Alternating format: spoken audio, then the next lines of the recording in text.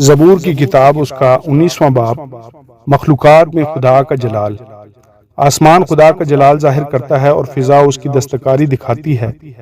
دن سے دن بات کرتا ہے اور رات کو رات حکمت سکھاتی ہے۔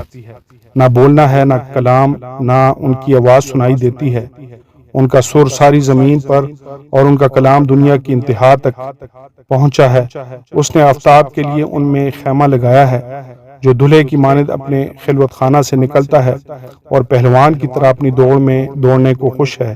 وہ آسمان کی انتہا سے نکلتا ہے اور اس کی گشت اس کے کناروں تک ہوتی ہے، اور اس کی حرارت سے کوئی چیز بے بہرا نہیں۔ خداوند کی شریعت، خداوند کی شریعت کامل ہے، وہ جان کو بحال کرتی ہے۔ خداوند کی شہادت برحق ہے، نادان کو دانش بخشتی ہے۔ خداوند کے قوانین راست ہیں، وہ دل کو فرحت پہنچاتے ہیں۔ خداوند کا حکم بے عیب ہے، وہ آنکھوں کو روشن کرتا ہے۔ خداوند کا خوف پاک ہے، وہ ابد تک قائم رہتا ہے۔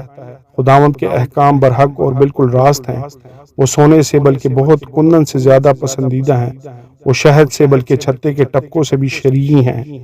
نیز ان سے تیرے بندے کو آگاہی ملتی ہے، ان کو ماننے کا اجر بڑا ہے۔ کون اپنی بھول چوک کو جان سکتا ہے؟ تو مجھے پوشیدہ عیبوں سے پاک کر، تو اپنے بندے کو بے باکی کے گناہوں سے بھی باز رکھ۔ وہ مجھ پر غالب نہ آئیں تو میں کامل ہوں گا اور بڑے گناہ سے بچا رہوں گا۔ میرے منہ کا کلام اور میرے دل کا خیال تیرے حضور مقبول ٹھہرے۔ اے خداوند، اے میری چٹان اور میرے فدیہ دینے والے۔ آمین اور آمین۔